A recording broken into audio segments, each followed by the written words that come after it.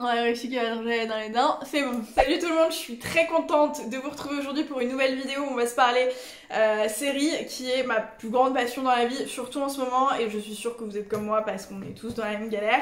On va pas se mentir, oui on fait du télétravail, oui enfin moi je fais tout le temps du télétravail mais ça change pas grand chose, et surtout comme t'es malade, mais peu importe. Tu passes forcément plus de temps à chercher de quoi t'occuper, et donc Netflix est ton meilleur ami, clairement, voilà. Il y a Disney Plus d'ailleurs qui vient d'arriver sur Terre. Et je sais pas ce que vous en pensez, moi j'ai pris un abonnement puisque je voulais voir, et je trouve ça rigolo genre, mais une fois que t'as regardé les trucs qui te faisaient rire parce que ça te rappelle ta jeunesse, voilà.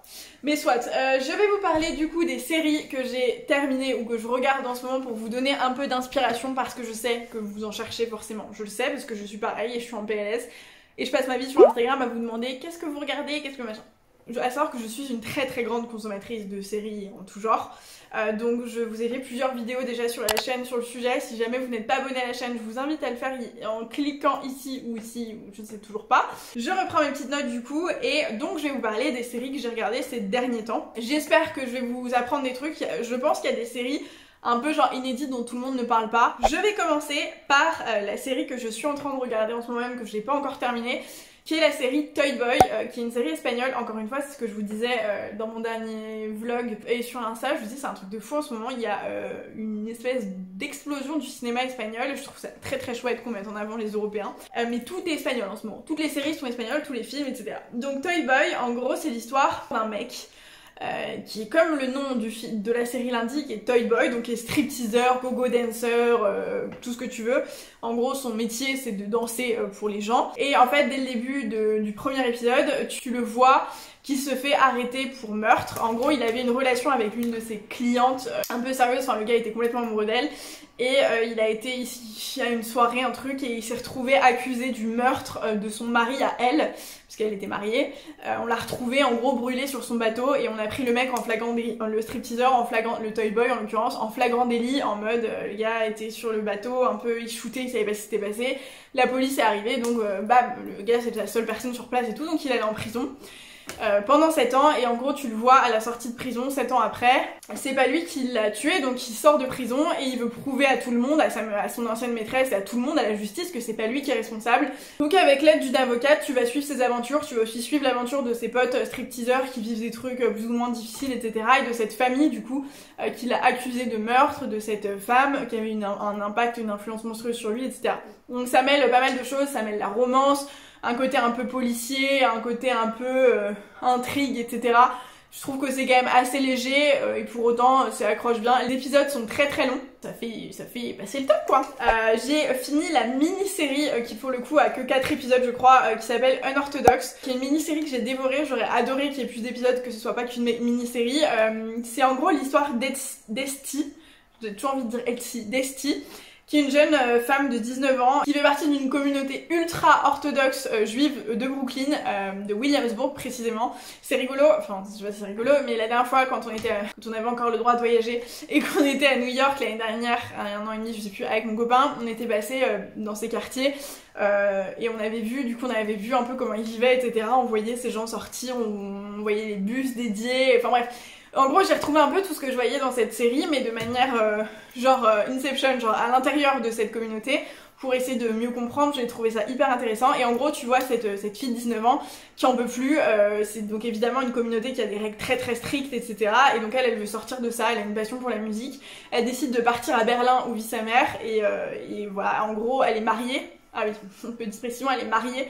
Donc son mari part à sa recherche à Berlin et s'ensuit une espèce de quête où lui il essaye de la récupérer, et elle commence à grave s'épanouir dans sa vie, je veux être une meuf libre et je veux être une meuf qui fait de la musique et j'ai plus envie de ça et tout, mais elle est quand même un peu tiraillée, enfin bref. Donc tu vois un peu ce cheminement où elle se dit je peux plus, et tu vois quand même ce qui se passe du côté de ces juifs orthodoxes à Brooklyn qui pensent quand même à son bien. Et tu comprends un peu mieux leurs règles, et tu comprends un peu mieux le mood et tout. Enfin moi j'aime bien ce genre de trucs, moi j'aime bien les trucs un peu historiques ou sur des faits de société, ce genre de trucs. psychologique. Bref, j'aime bien comprendre un petit peu les gens parce que c'est hyper actuel, ça existe aujourd'hui, donc voilà, j'ai trouvé cette série hyper entraînante et hyper intéressante à tous les niveaux quoi. Ensuite j'ai regardé la série Khalifa, je crois encore une fois qu'il n'y a qu'une saison sur Netflix pour le moment. Donc en gros ça parle de Lei qui, je sais pas si je peux le dire parce que on va me bloquer mes vidéos, je sais pas quoi. Bon voilà, qui cherche à organiser un attentat en Suède et du coup il recrute des gens etc. Et en gros on suit l'histoire de 3 jeunes filles. La première, j'ai juste les noms ici parce que j'ai pas forcément tout retenu. La première qui s'appelle Pervin, qui est une Suédoise qui a quitté sa famille avec son mari il y a quelques années pour aller suivre donc en Syrie à Raqqa. Donc elle a un bébé etc. Tu la vois qui essaye de fuir et donc tu vas suivre elle son histoire qui est ça. Tu vois Fatima qui est un agent de la SAPO, c'est en gros la sécurité nationale suédoise, qui elle essaye d'aider un petit peu tout le monde. Et tu as Sul, je crois que c'est ça son prénom, qui est une lycéenne pleine de plein de trucs, mais qui se fait embourber et qui se fait embarquer dans ce truc, etc. Donc tu vas suivre ces 3 histoires différentes autour du même thème, autour de la même thématique, encore une fois hyper actuelle, donc hyper intéressante. Donc là ça mêle des faits entre guillemets inspirés de faits réels, donc un peu de psycho, un peu de psychologie parce que tu te rends compte de comment on manipule les gens, etc. Je vais pas parler de religion parce que pour moi c'est complètement hors sujet, ça n'a rien à voir. Évidemment un côté policier puisqu'il y a une enquête, il va se passer un truc, il y a la policière du coup qui essaye d'arrêter tout le monde et tout, donc ça mêle plein de choses et c'est une série qui est assez vivante je trouve et que du coup j'ai apprécié regarder en ce sens aussi et je trouve que ça change un peu et moi encore une fois je vous dis j'aime bien ce genre de sujets qui nous touchent un petit peu finalement tous au quotidien. Je trouve que ça permet juste de se rendre compte de la réalité des choses et du coup à défaut de regarder des séries qui te permettent de t'évader, qui te permettent de faire penser à autre chose et tout, je trouve ça aussi bien de regarder des séries qui t'informent sur des choses qui peuvent potentiellement soit te servir de manière concrète, soit au moins t'informer sur ce qui peut vraiment se passer, tu vois. Je sais pas si tu comprends le raisonnement. On a regardé la série Freud, qui honnêtement je pense une des séries les plus ouf que j'ai regardé de ma vie, dans le sens genre complètement starbé la série, le producteur à mon avis il est complètement malade.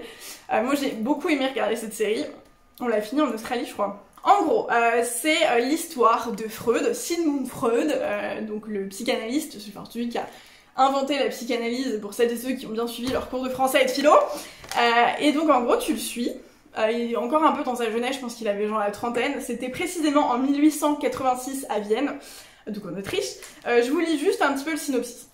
En 1886 à Vienne, les théories révolutionnaires du jeune Sigmund Freud font face à une forte opposition et suscitent l'intérêt de la célèbre médium psychique Fleur Salomé et d'Alfred Kiss, un vétéran de guerre désormais officier de police. Avec eux à ses côtés, Freud se retrouve bientôt au milieu d'une conspiration meurtrière qui va tenir l'Autriche en haleine. En gros, ce qui se passe dans la série, c'est que tu suis donc Freud, qui est encore au début de sa carrière, et honnêtement, mais tout le monde s'en bat la race de ce mec, personne le prend au sérieux, il est vraiment en mode à la ramasse, enfin tout le monde considère qu'il est à la ramasse, il rencontre cette femme qui est genre voyante, qui a des trucs chelous, tu vois, genre qui a des pouvoirs un petit peu, et qui voit des choses et qui lui permet de reconstituer des éléments pour réussir à résoudre des meurtres et des affaires et des trucs. En même temps, il se passe des trucs très bizarres, enfin c'est un truc... En gros, c'est une série un peu historique, qui t'apprend des trucs potentiellement sur Freud. En même temps, une série what the fuck, parce qu'il y a des trucs un peu surnaturels et tout. En même temps, une série un peu policière. Et bref, c'est un petit mélange de tout, et c'est un peu what the fuck, mais ça change, clairement ça change. Ensuite, on a regardé Ragnarok, donc pareil, il y a une seule saison sur Netflix, qui est une série suédoise. J'ai un doute. C'est un pays scandinave, est-ce que c'est la Suède ou la Norvège? Ah, je sais plus.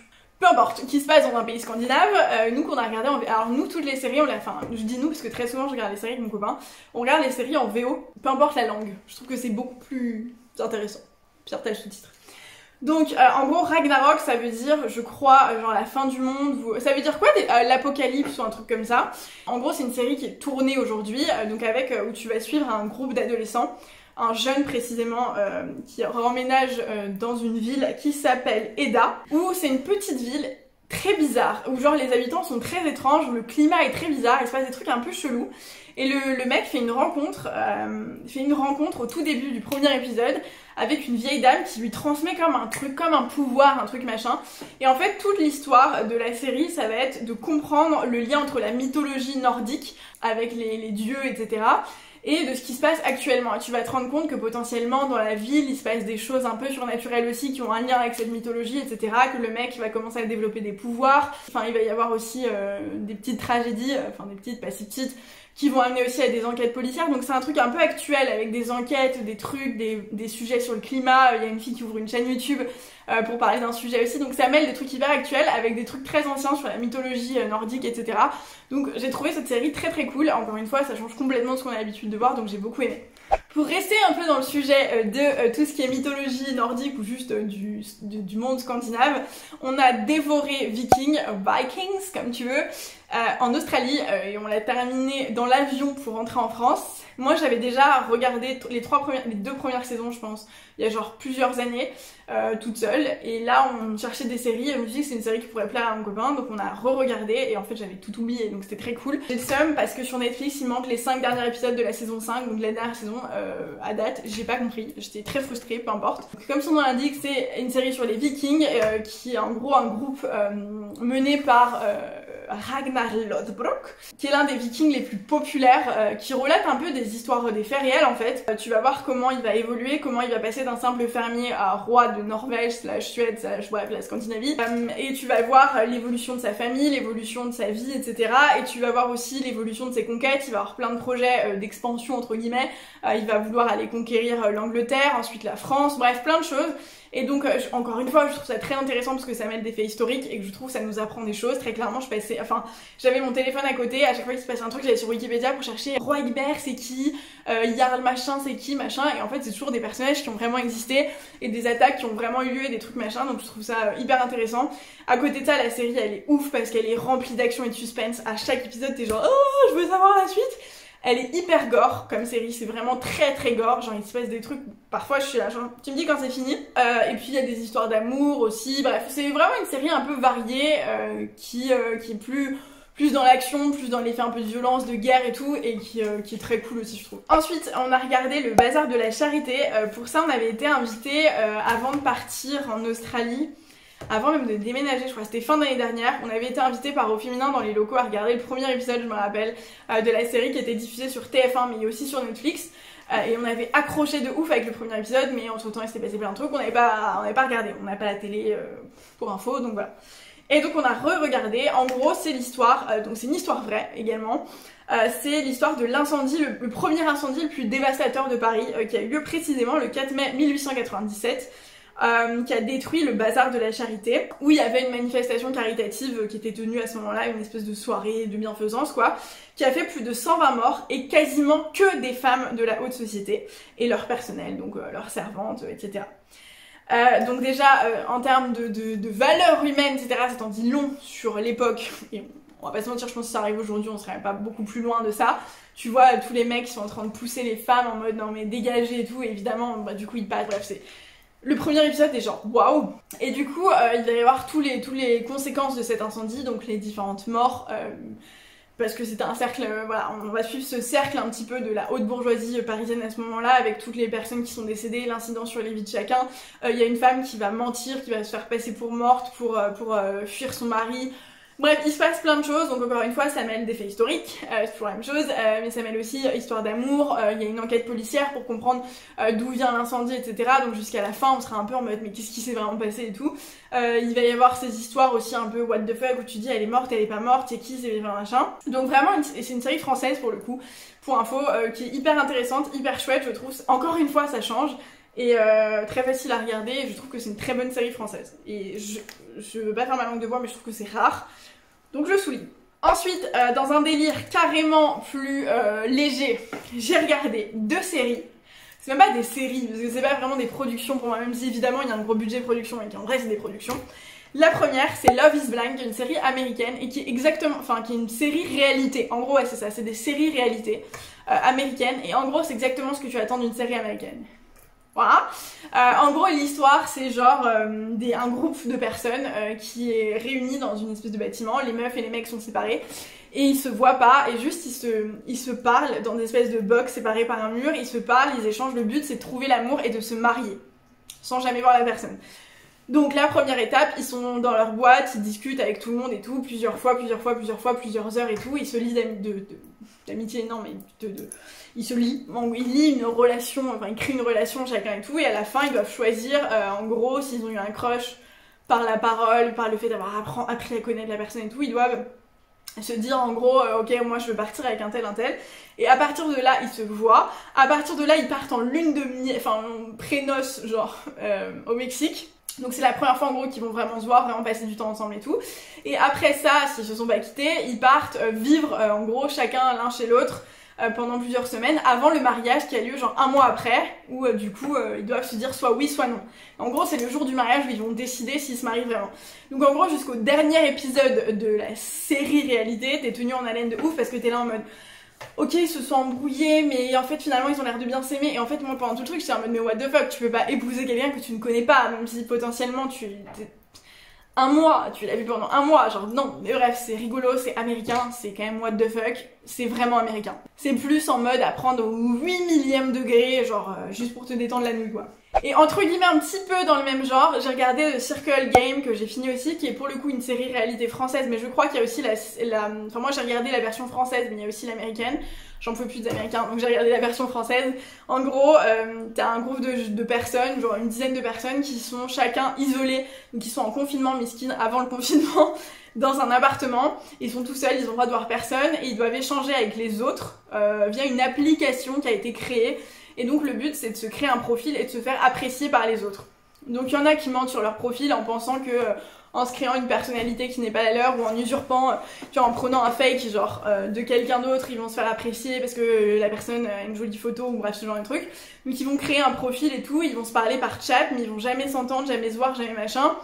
Il y a des éliminations etc. Et à la fin il en reste qu'un et c'est lui qui gagne genre 100 000 €. C'est genre rigolo, tu vois, genre c'est pas le truc qui va t'enrichir intellectuellement et tout, mais ça fait passer le temps, encore une fois, et en ce moment c'est ce qu'on recherche, donc c'est rigolo. Si vous aimez bien les trucs un peu télé-réalité, etc., c'est un bon compromis, entre guillemets. Et enfin, je vais en parler, mais sans trop en parler, évidemment que j'ai regardé la saison 3 de Elite et la saison 4 de Casa de Papel. La saison 3 d'Elite, c'est comme la saison 1 et la saison 2, il y a un meurtre, il y a une enquête autour de ce meurtre, à chaque épisode t'apprends des trucs, en gros t'as la rétrospective, tu t'attaches aux personnages, t'as l'impression d'être eux ou t'as l'impression que t'aurais aimé être eux parce qu'ils ont trop de thunes et parce que leur vie a l'air trop chouette. En fait tu dis pas du tout, ils ont l'air hyper malheureux et machin et tout ça, mais tu t'accroches quand même à eux et à la fin tu comprends ce qui s'est passé. Et donc encore une fois c'est je trouve un bon moyen de tenir encore une fois en haleine le mec jusqu'à la fin de la série en lui disant tu ne sauras pas jusqu'au dernier épisode. Et Casa de Papel saison 4, et alors je pense que je vais me faire défoncer la gueule, mais honnêtement moi j'ai pas trouvé ça ouf. Je trouve que le niveau il est un peu... il se relâche, mais parce qu'ils ont... En fait en même temps on a une attente tellement monstrueuse pour la Casa de Papel, évidemment que l'intrigue est incroyable et que le mec, enfin le réalisateur ou le mec qui écrit les scénarios il est brillantissime pour penser à ce genre de trucs, donc ça c'est toujours aussi waouh, mais j'ai trouvé ça un peu moins... un peu plus long, j'ai trouvé. Voilà, donc j'espère que cette vidéo vous aura plu. J'ai vraiment essayé de diversifier le truc pour vous trouver, enfin pour vous parler de choses dont on ne parle pas forcément tout le temps. Si jamais ça vous aura donné envie de regarder des séries, dites-moi lesquelles en commentaire. Si vous avez des séries à me conseiller, vraiment, encore une fois, je suis vraiment preneuse, mettez tout ça dans les commentaires. Si cette vidéo vous a plu, mettez un like et n'hésitez pas à vous abonner à la chaîne en cliquant quelque part par je ne sais pas où.